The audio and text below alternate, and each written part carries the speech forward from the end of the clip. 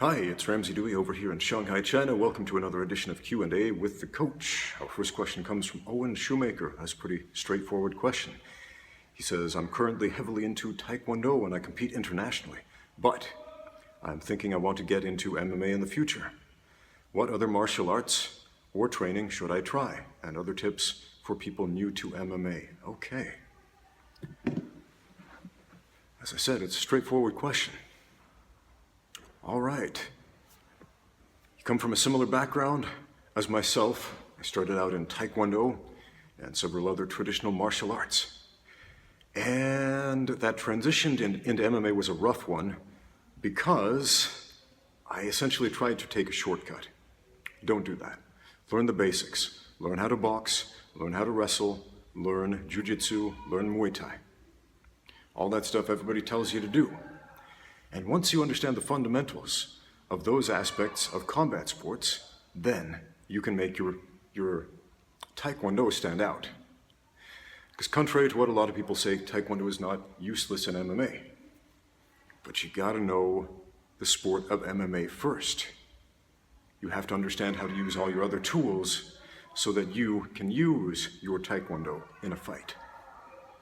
Learn how to fight first, then you can use your traditional martial art in a fight. Next question. Our next question comes from our friend Cameron Arnold, who says that he has recently lost his lower left leg. Man, that is a rough break, my friend. And he says it's very fresh, and the road with the new leg is still a mystery. I have a basic experience with wrestling and boxing. My question is, what martial art would be best for me physically to have a future in training with? For example, I most likely want to have an amazing future in kickboxing. LOL. But is there something that best suits a BKA amputee? Okay. Full disclosure, I have both my legs, so I'm not speaking from experience here. I'm speaking from second-hand observation of people missing their legs. And there are a number of athletes who have gone on to become pretty good grapplers without the use of their legs. And it's an uphill battle for people who are missing arms as well. Kickboxing, it's gonna be tough without a leg. It really is. Not impossible. I mean, I've seen this video circulating the internet of a kid doing Taekwondo with one leg and jumping around doing some cool kicks and stuff on one leg, so, you know, when there is a will, there's a way. There really is. So do not allow yourself to think that because it is difficult, it is impossible. I love the story of Nick Newell. He's a pro MMA fighter, former regional champion in mixed martial arts, who was born with a congenital defect, missing his right arm up to the elbow. And he started wrestling in high school. And he went on to become a really good wrestler, but when he started out, in his own words, it was really, really hard, and he got his butt kicked constantly. But through that experience, it forced him to grow. As I always say, limitations are super important, my friend. Limitations force us to ask the important questions. So you're in a position in your life where you are forced to ask some really, really important questions that can push you forward in a way you never imagined possible, in a way that I could not imagine possible.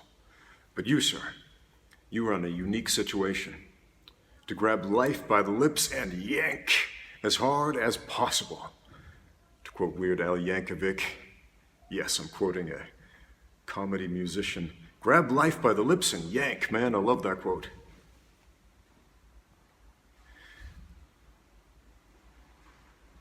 Next question.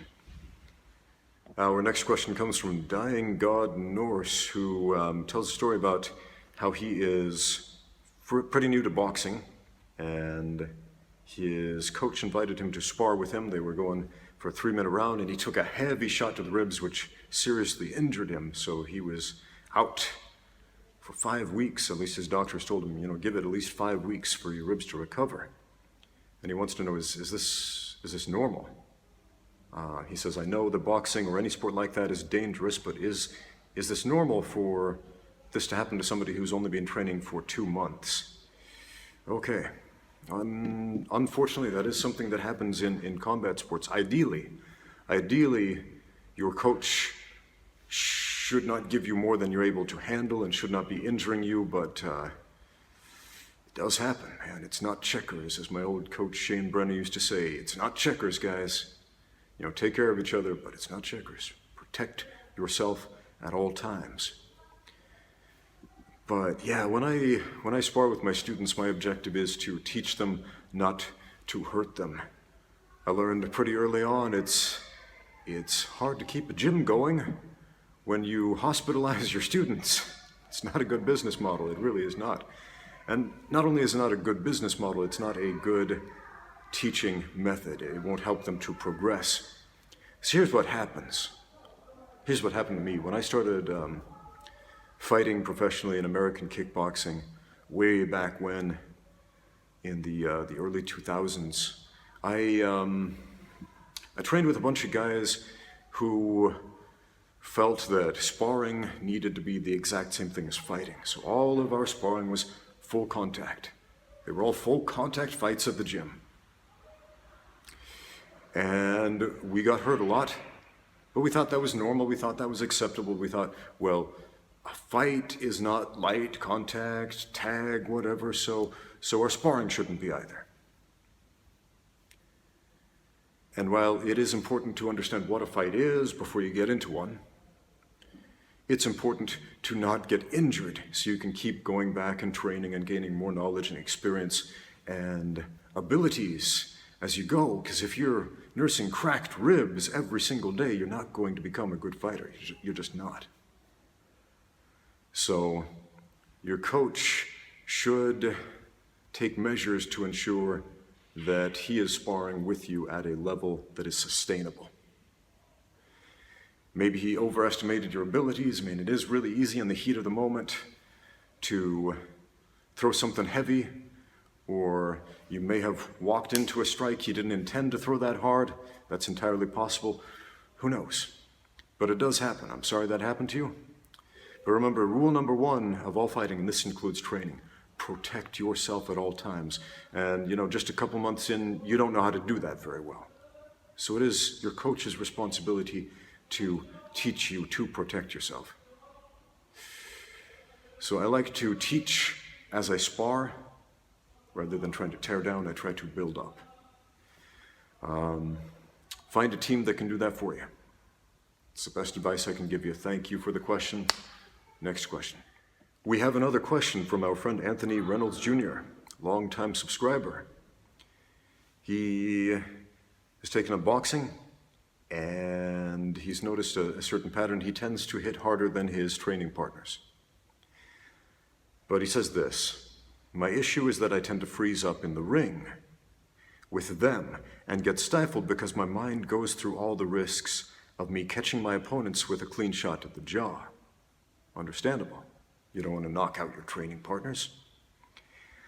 I can't do that in my first boxing match.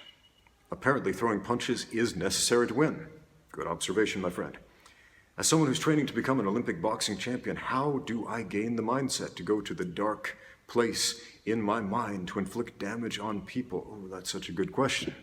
That is such a good question, man. I lost my first 2 pro kickboxing matches because I was not able to go to that dark place. I was way too nice.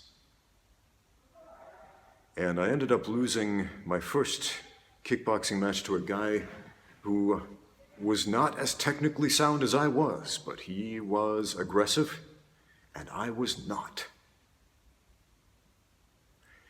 And my second pro kickboxing match, it was winnable, but same issue. I was just way too nice. I kind of froze up. I held back. I didn't allow myself to go to that dark place you're talking about.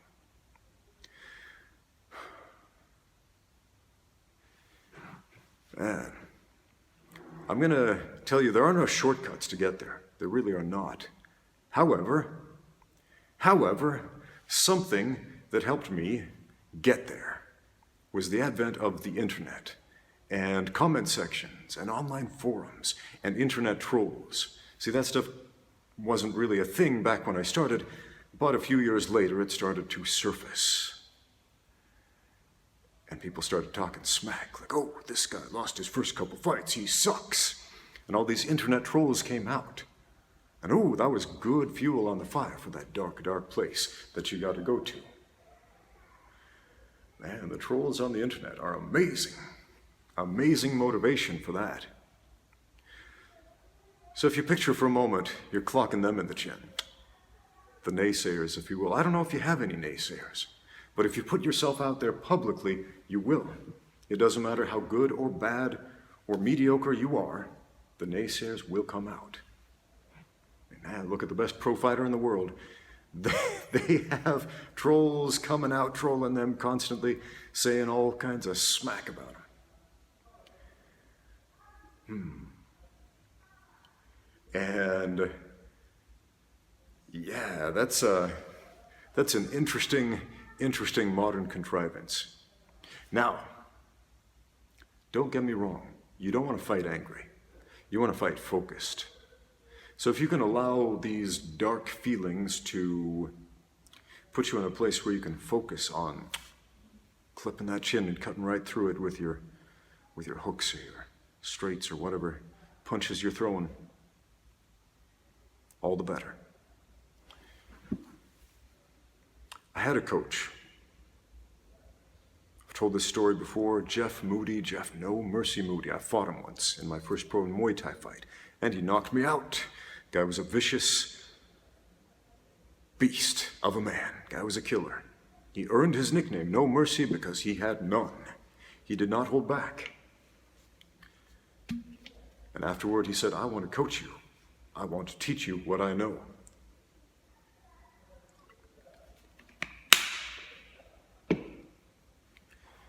So when I showed up for this fight, the first thing he told me was, you better win.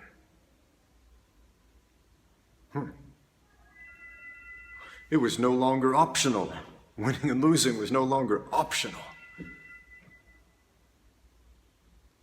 See, before that, in my mind, it was, well, you either win a fight or you lose a fight. Sometimes you win, sometimes you lose. I'd grown up with this idea of fairness and equity in sports and games and whatnot. Sometimes you win, sometimes you lose. Losing isn't the end of the world. Be a good sport. But combat sports are different, man. They're different. It's not just about winning and losing. It's about putting your body, your health, and your safety on the line. And if you do not execute your game plan, what happens? You are compromising your own health and your safety. Are you going to allow somebody else to do that? You got to learn to love yourself, Anthony. Let me explain this to you. You got to learn to love your own body. Because when you truly love yourself, when you love this gift that you walk around inside of this body, you will never, ever, ever let anyone hurt it for any reason. Especially not yourself. So you will not stand there idly, allowing that other person to impose their will on you.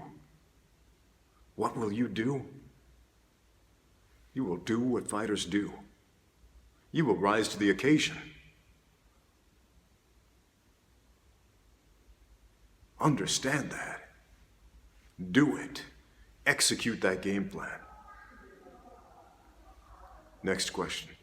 Our last question comes from Astra 3, maybe. It's got numbers and letters in it. Anyway, I'm going to call you Astra. Question. How do you know if an MMA gym is good? How can you tell from a trial class? Well, here's the thing. Unless you are already familiar with the sport of mixed martial arts, it's going to be hard to tell how good that gym is. You kind of have to know how to fight first before you can recognize if you're being taught how to fight. But the simplest litmus test I can give you is this. If it gives you the result you want, then that's the right way. There are a lot of craptacular gyms out there. There are a lot of mediocre gyms. But also there are a lot of different types of people. And I've trained so many different types of people. Here's something that's really interesting. Some people, if you give them a halfway competent coach, they will excel. And the sky's the limit for them. Other people need someone very special to help them on their journey.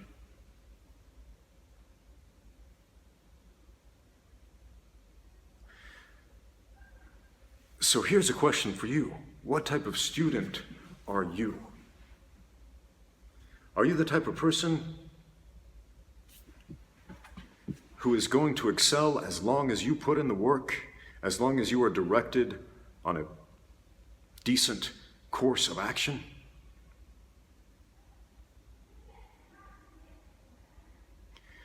Or do you need someone exceptional to guide you?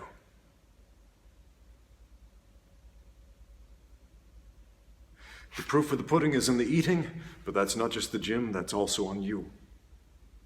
So take some responsibility for yourself as well. Thank you for watching. Now get out there and train.